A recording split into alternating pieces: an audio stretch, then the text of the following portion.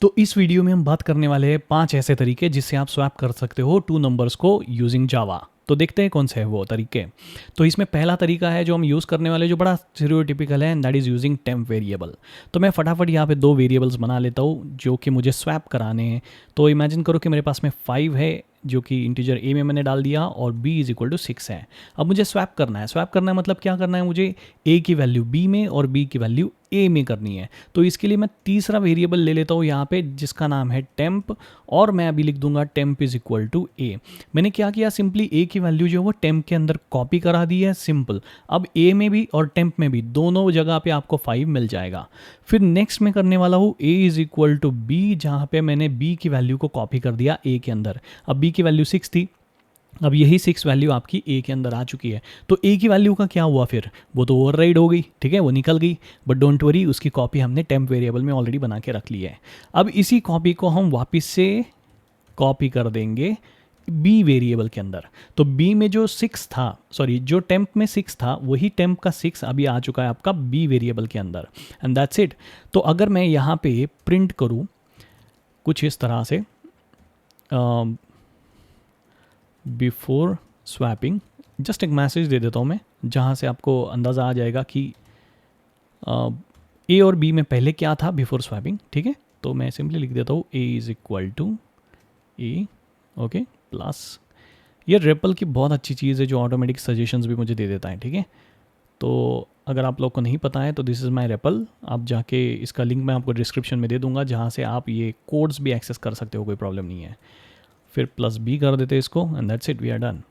Okay, तो before swapping मेरा कुछ ये वैल्यूज़ रहने वाली है, और आफ्टर स्वैपिंग क्या होगा वो भी मैं यहाँ पे प्रिंट कर देता हूँ।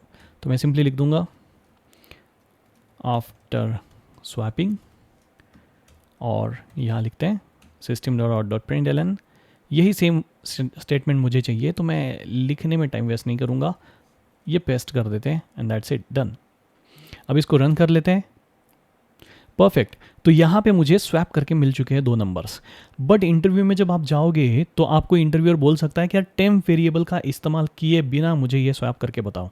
तो उस सिचुएशन में आप कैसे स्वैप करोगे वो भी समझते हैं। तो ये हो गया हमारा पहला लॉजिक। तो मैं सिंपली इसको यहाँ पे लिख देता हूँ फर्स्ट लॉजिक, और इसको अभी के लिए कमेंट कर देते हैं बिकॉज इट इज़ डन, ठीक है। और अभी चलते हैं सेकेंड लॉजिक पे। ओके, अब सेकेंड लॉजिक के अंदर मैं क्या करने वाला हूँ, सिंपली अरिथमेटिक ऑपरेशन करने वाला हूँ, और अरिथमेटिक ऑपरेशंस करके ही मैं इस प्रॉब्लम को सॉल्व कर दूंगा। तो ध्यान से देखिए कैसे। तो मैं यहाँ सिंपली लिख दूंगा a is equal to A plus B, जिसमें मेरा 5 प्लस 6 का एडिशन हो जाएगा और वो बनेगा 11, 11, और वो 11 मैं कॉपी कर रहा हूँ a वेरिएबल के अंदर। तो a की वैल्यू अभी बन जाएगी 11 और b की वैल्यू अभी भी रहेगी आपकी 6, ठीक है। फिर अगली लाइन पे मैं लिख दूंगा b is equal to A minus B. यहाँ पे मैंने क्या किया, सिंपली a की वैल्यू मेरी 11 थी, ठीक है, और b की वैल्यू मेरी अभी भी 6 थी, ठीक है। तो मैंने सिंपली 11 माइनस 6 कर दिया। 11 माइनस 6 आपका आ गया आंसर 5, और यही 5 मैंने वापस से स्टोर करा दिया b वेरिएबल के अंदर। तो इस लाइन पे मेरा जो b है वो बन चुका है 5 और a अभी भी 11 है। तो मुझे a की वैल्यू अभी चेंज करनी है, तो मैं यहाँ लिख दूंगा a is equal to A minus B. तो सिंपली यहाँ पे a की वैल्यू है 11, 11 में से आपके 5 माइनस हो जाएंगे और यहाँ आंसर a के अंदर आ जाएगा 6। हो गया स्वैप, ठीक है। तो आफ्टर स्वैपिंग आपको यहाँ पर ये जो 2 वेरिएबल्स है a और b, इनकी वैल्यू कुछ इस तरह से मिलने वाली है, ठीक है। तो मैं यहाँ लिख देता हूँ a is equal to, okay, a is equal to plus a plus, मैं बीच में लगाऊंगा थोड़ा सा टैब स्वादानुसार, और यहाँ पे कर देंगे b is equal to plus B, done, that's it. अब इसको सेव करके रन कर लेते हैं फटाफट, और आउटपुट को ऑब्जर्व कर लेते हैं। और ये आ गए मुझे स्वैप करके 2 नंबर्स, ठीक है। बिफोर स्वैपिंग a था 5, b था 6, आफ्टर स्वैपिंग a बन चुका है 6, b बन चुका है 5। So this was our second logic to swap 2 numbers. और ये मोस्टली बहुत सारे लोग इंटरव्यूज़ में बताते हैं, कुछ लोग पूछ भी लेते हैं कि यार बिना टेम्प वेरिएबल के सॉल्व करके दिखाओ, तो बहुत सारे लोग इस लॉजिक का इस्तेमाल करके सॉल्व कर देते हैं। लेकिन आज हम यहाँ पे 3 और लॉजिक देखने वाले हैं जिसकी मदद से आप इन 2 नंबर्स को स्वैप कर सकते हो, ठीक है। तो चलो चलते हैं तीसरे लॉजिक के ऊपर। इसको मैं अभी के लिए कमेंट कर देता हूँ, डन। अब यहाँ लिख लूँगा मैं my third logic. Just let's hit the enter so that मैं यहाँ पे नीचे जा सकता हूँ।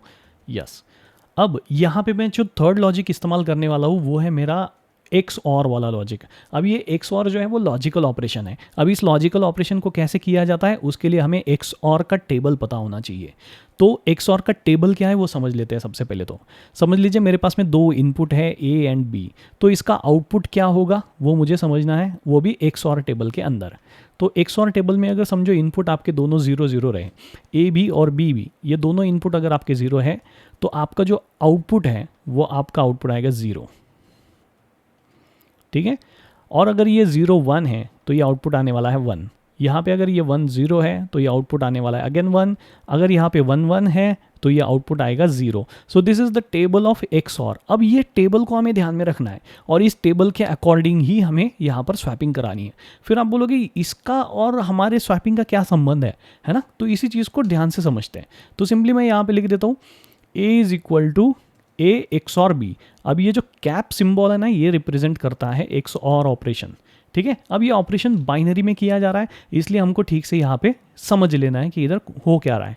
ठीक है, तो मैं एग्जांपल के लिए इधर लिख लेता हूँ ए की वैल्यू है हमारी 5, बी की वैल्यू है 6 और एक्स और का टेबल तो हमको पता ही है। यहाँ पे 0 0 अगर रहा तो ये आउटपुट में 0 देगा, 0 1 रहा तो ये 1 देगा, 1 0 रहा तो भी ये 1 देने वाला है और 1 1 रहा तो यहाँ पे मुझे मिलेगा 0। सिंपल। अब मैं ए और बी को बाइनरी में कन्वर्ट कर लेता हूँ और मेरा पहला ऑपरेशन मैंने क्या लिखा है, ए एक्स और बी कर दिया है मैंने और रिजल्ट को मैं स्टोर कर रहा हूँ वापस से ए में। ठीक है, तो यहाँ पे 5 को कन्वर्ट कर लेते बाइनरी में। कन्वर्ट करने के लिए मैं सिंपली लिख दूंगा 1 2 4 8 जो कि मेरा डेसिमल को बाइनरी में कन्वर्जन करने का तरीका है, वो मैं स्टैंडर्ड तरीका इस्तेमाल कर रहा हूँ। तो यहाँ पे मैं 5 फॉर्म करने के लिए 1 के नीचे और 4 के नीचे और 1 के नीचे 1 1 लिख दूंगा, बाकी सारे 0 कर दूंगा तो ये मेरा बनेगा 5। यही मुझे अगर 6 करना है तो मैं सिंपली यहाँ पे लिखूंगा 1, यहाँ पे लिखूंगा 1 और ये 0 0 कर देंगे, ये बन गया मेरा 6। अब इस वैल्यू को मुझे एक्स और करना है। ठीक है, तो एक्स और करने के लिए टेबल को फॉलो करते जाएंगे और एक्स और कर लेंगे। तो यहाँ पे 1 0 का आउटकम आता है मेरा 1, 0 1 का आता है 1, 1 1 अगर रहते हैं मेरे तो यहाँ पे आ जाएगा 0 और 0 0 तो ऑब्वियसली 0 आएगा। तो ये आउटपुट जो मुझे मिला है वो 1 + 2 दैट इज 3 मिल चुका है। That's it.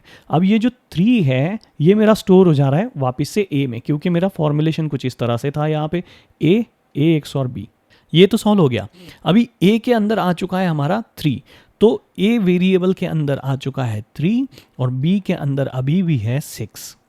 नेक्स्ट हमें क्या करना है, फिर से यहाँ पे लिख देना है b is equal to A x और बी। अब इससे क्या होगा ध्यान से समझते हैं। ठीक है, तो मैंने सिंपली लिख दिया यहाँ b is equal to A x और बी।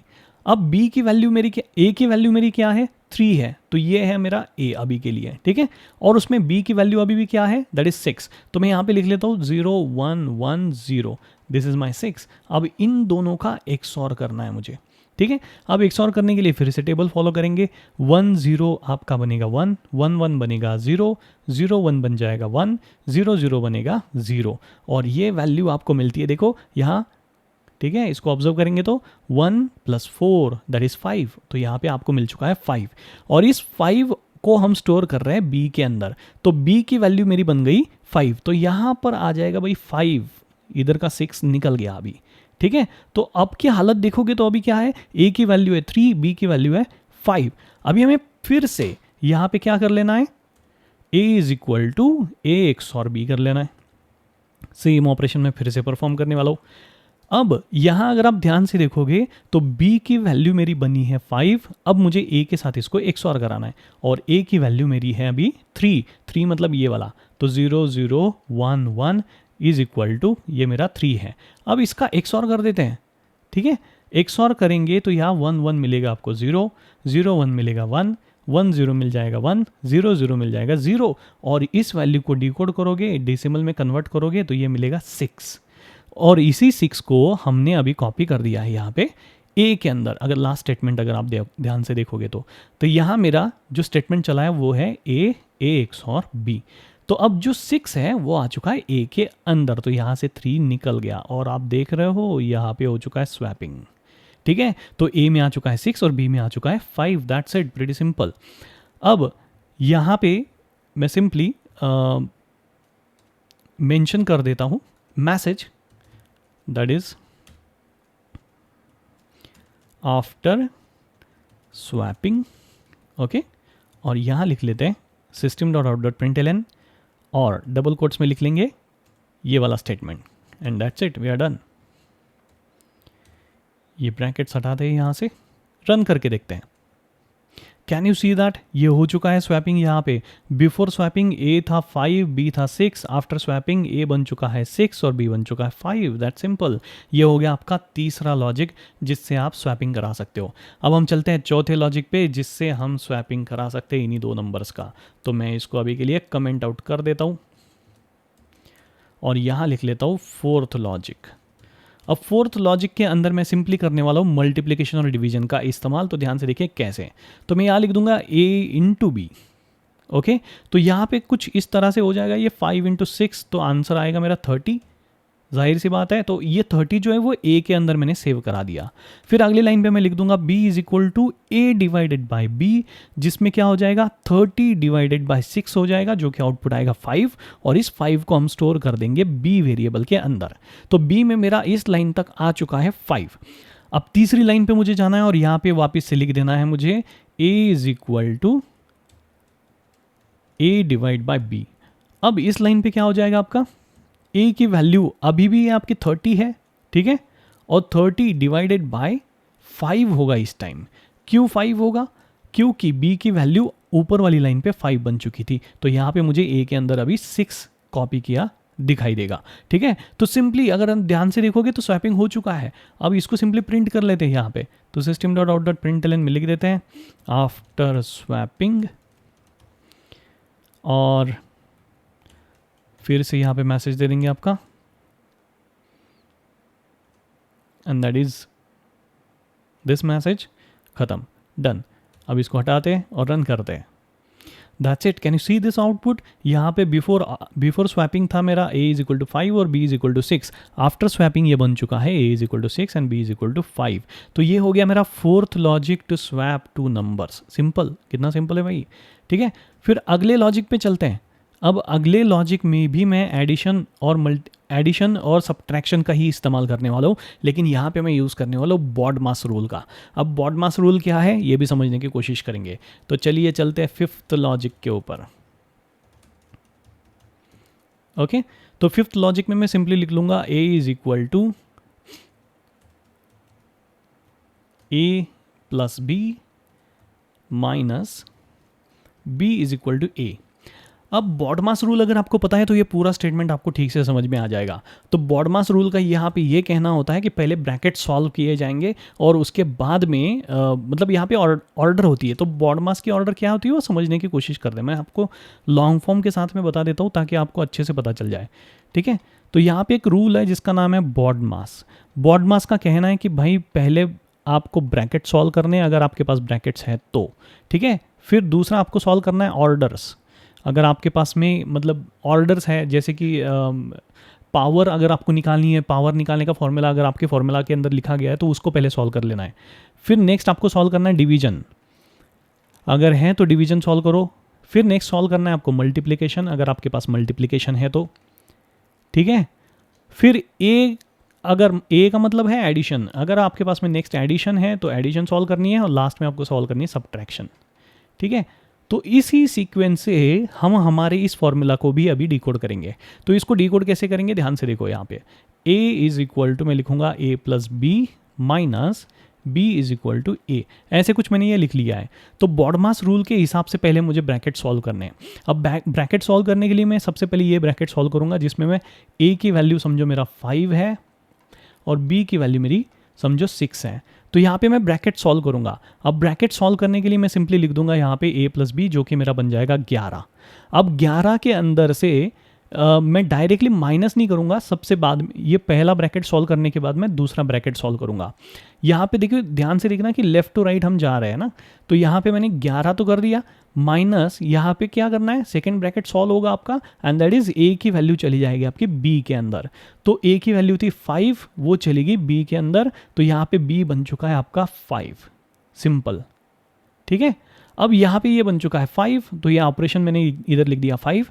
11 माइनस 5 जब आप करोगे तो आपका आंसर मिलेगा 6, और यही 6 हमने स्टोर कर दिया ए के अंदर। तो ए की वैल्यू बन चुकी है 6 और बी की वैल्यू बन चुकी है 5। हो गया swapping. So these are the 5 different ways through which you can swap two numbers. ठीक है, तो चलो इसी लॉजिक को फटाफट करके देख लेते हैं। तो यहाँ पे मैं सिंपली लिख देता हूँ system.out.println आफ्टर स्वैपिंग, और यहाँ लिखते हैं system.out.println, और ये सेंटेंस मेरा यहाँ से हटाते डबल कोट्स। डन। अब इसको रन करके देखते हैं।